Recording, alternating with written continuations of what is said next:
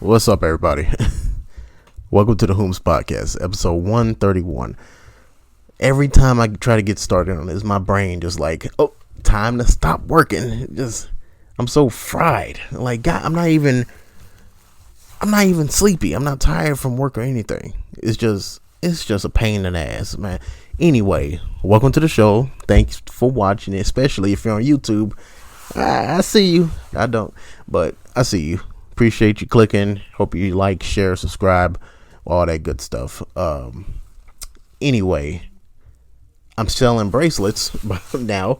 I'm an ambassador of this like link company, LINQ. You know those like I know you've seen the damn commercials on like Instagram and Facebook of that same white girl. She'll like tap a card, or in this case a bracelet, against the back of your phone, and it'll send you to her social medias or whatever. So I know you've seen that, so I'm selling that, and that'll be in the description of wherever you're listening to. So enough advertisements. Yeah, dude, check this out. So I know I'm going to share the little rant I did on this guy. this guy, I guess I kind of like low key pissed off because I didn't know who he was, because I questioned it. So he sent me like, you heard the damn rant. I just kind of find it funny that he sends me all these damn videos of him performing in front of a bunch of people, I guess, to like show me, like, gotcha, nigga. Like, are you performing in front of a bunch of people? These aren't 3-4-year-old videos. No. He did all that, and what pissed me off is it still didn't answer my question. It didn't answer my question like at all. Who the fuck was he? Like, he could have been a damn janitor who stole the mic or some shit. Like, for all I know, like, that doesn't. Plus, I'm a comedian. I don't give a fuck, dude. Like, that shit does not bother me, and I guess I told him anyway. That got me thinking, because this is because of Clubhouse, and Clubhouse has a plethora of these people who have these like large but very fragile egos. Like,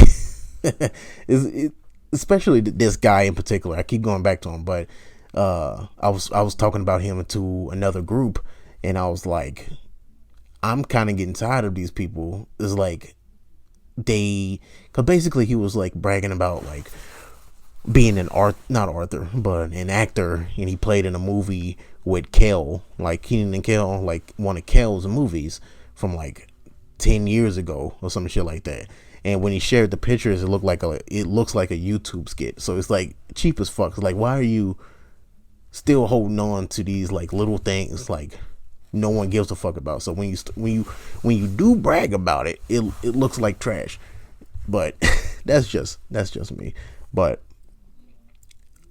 that kind of stems to the topic I wanted to talk about today, and that was basically to try to give a little bit of encouragement to the normal folk, you know?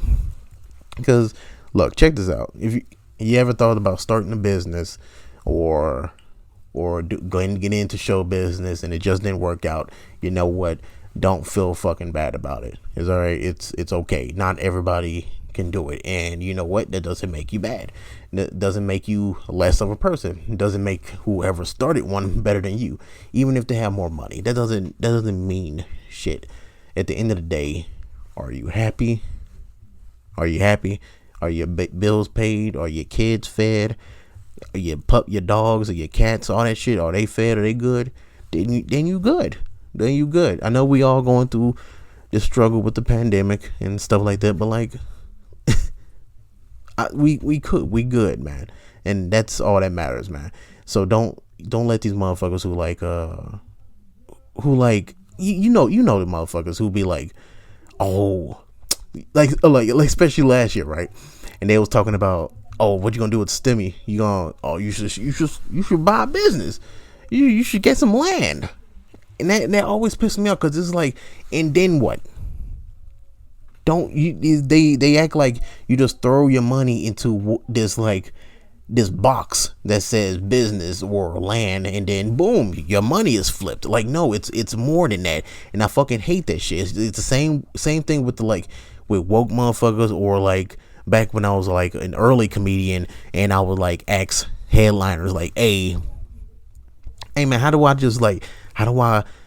make this a job? Like, how do I make comedy a job? You know, and they'll like, just do it. I'm like, just the vaguest bullshit. And that shit always pisses me off. Same with the like whole taps talking about like, they get a whole spill about like the white man holding us down and all that shit, and we were kings and queens, and you want to ask for some information because you're interested, and they be like, just look it up. Like, eat a dick, bro. Like, that's how I feel about these people who like, just start a business, just buy some land, and then what? It's more than that, man. Especially with a business, yeah, it's a bunch of licenses depending on what city you are. It's expensive, especially now. Like, a bunch of people trying to start brand new businesses during the pandemic. Like, that's not a good idea. Sometimes you find like a good niche, and you make some money, and those people that have the idea, they don't have to be told to start a business. Like, don't be telling normal people. Not that it sounds kind of like I'm putting people down myself, but you can't just tell everybody can't be a CEO. All right, then who the fuck gonna work? And I love how they always like, because the room that I was in, right, this girl was saying that one of her friends was because she was complaining about work, and he was like, apparently he has his own business or whatever. He was like, oh, I don't want to hear your 9 to 5 issues. Like, get the fuck out of here, bro. And I'm like, I find it funny that they always like look down on people who have a 9 to 5, but at the end of the day, we're the consumer. We're the consumer. Like, you need us. Like, what are you doing? Like, I don't know a good phrase. I was about to say, like, don't piss where you eat or something like that. I guess that works. I don't know. Fuck it. But here I am. I didn't really think this through for real. So I was like, just don't feel bad, man. Like, these people are all up their ass. A lot of them are just people who just bought a domain, bought a website, and they put CEO in their bio. And you're not nosy. You're not in nobody's pocket. Most of these people in red, and they stress the fuck out, and they just got a smile on their face, and that's good. Keep it up. That's hard work. But don't look down on me. Like, bro, calm down. Like,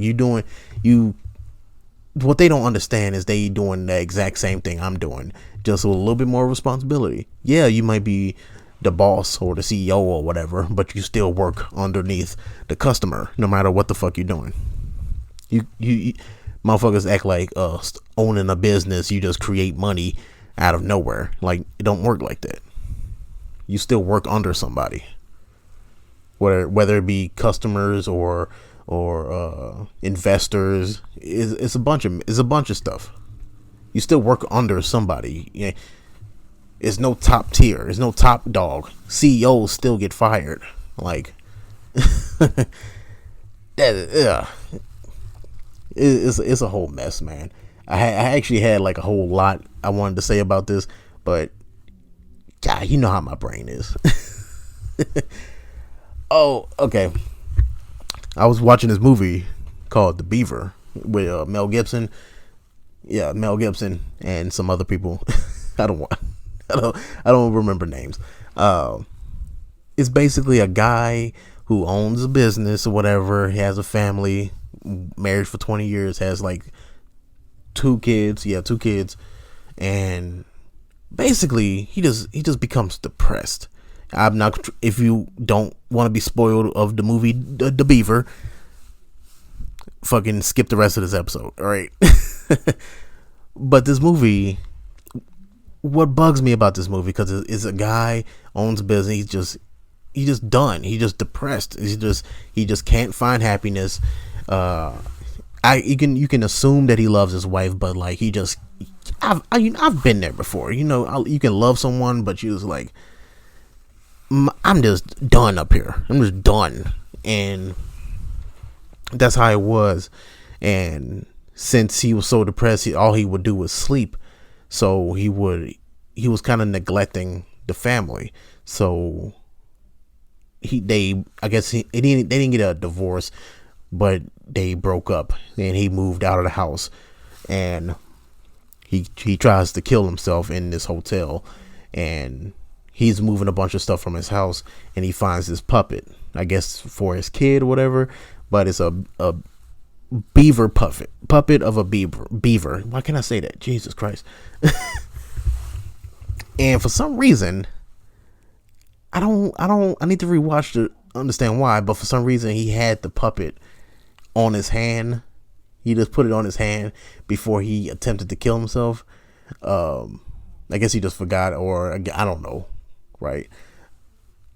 But right before he tries to jump off the porch, the fucking puppet starts talking. He gets scared. He jumps backwards. He doesn't kill himself, but he does wake up with basically multiple personality disorder. Like, and he's talking through the puppet, right?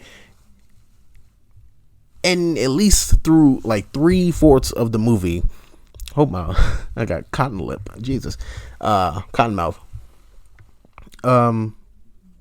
He actually makes like a lot of progress with his depression. Like, yeah, it's fucking weird that he's talking through the puppet, because he's not talking as himself. He's talking as the puppet, right? And he's a brand new man, basically. He's understanding. He's funny now. He's paying attention to the kids. His older kid don't like him at all, but I mean, what can you do? But the younger one, he's there for him, helping him build, making him ideas, talking to him, and all this stuff. He's making progress with his family to the point where he's back to basically being in a romantic relationship with his wife. And what bugged me about that, he making progress at work too, like he making new products, because his business was going into the red, but now he made this one toy, and it's like it basically made a toy for Christmas, and now he's making a bunch of money because of it. And at first he was getting the love of his wife, and then what pissed me off was she couldn't let the man be happy. Like, she wouldn't let the fucker be happy. Like, yeah, it's weird that he's talking to you through a puppet, but for fuck's sake, he's actually there now. Like, y'all been together for 20 years, and you see this man spiral down into a depression to the point where, yeah, you didn't see him try to kill himself, but this man tried to kill himself, and now he made 360 using this puppet. And you can't take it upon yourself to just ignore it. This is like, fuck, like, he's there, he's cooking, he's there for the kid, at least the young one. But no, she's like, I love this, but it's weird, like, I can't do it. Put the puppet down. And he puts the puppet down, and he's immediately back to being anxious and back to being depressed. And she was like, that's the man I fell in love with. So I kind of wish the movie doesn't end like this, but I kind of wish after the wife told him, like, I don't want the beaver, I want the husband, I want the man that I fell in love with. I wish Mel Gibson would have killed himself. Like, I wish he would have, like, actually went about it. Now he puts the beaver down and actually jumps off the porch. Like, I wish that would happen just to see her face. Like, she doesn't deserve that man anymore. Like, damn. Like, look, I'm not oblivious to fixing your issues, but the way that she was going about it, just like, I don't like this anymore. Just like, this shit bugged the fuck out of me. Like, if my wife had a mental breakdown and the only way that she can communicate with me effectively is with a sock puppet. Well, fuck. Looks like I'm dating two people now. Like, that's just what I got to do. I'm willing to make that sacrifice, and this motherfucker wouldn't do it. And that's the only thing that kind of bugged me, and kind of the reason why I couldn't finish the last 10 minutes, because he cuts his arm off. Because all of a sudden, instead of it going the route that I said, they go the route of the second personality, which is the Beaver, becoming semi-sentient and taking over Mel Gibson, and tries to fight him because he's trying to take back control. Basically, he's trying because he's losing his family again. So the Beaver's like, nah, bro, I need to stop. I'm here. I'm a real thing. So Mel Gibson ends up, instead of just taking the fucking Beaver thing off, like, what the fuck? Instead of just taking the damn Beaver puppet, why can't I talk? Instead of taking the Beaver puppet off of his hand and calling it a day, he cuts his arm off, and that's basically the end of the movie. I mean, it's good enough to where I watch most of it because I can't watch movies for real, but I don't know. That movie kind of pissed me off. So, I don't know. This is a weird episode. I know. It's something. I'm trying out the whole video thing. It's kind of a pain in the ass, honestly, because I got to record that. I got to record the video right here. And I got to record the actual voice. It's a whole thing. It's fun. But, oh, man. Look, especially if you listening on YouTube, hey, leave some topics at the bottom. I can talk about anything. I just can't. It's kind of hard to think of topics. You know what I mean? I don't know if you understand what I mean, but yeah. Thanks for listening. I'll see y'all next episode. See y'all in a few days. I'm gonna start doing this more often.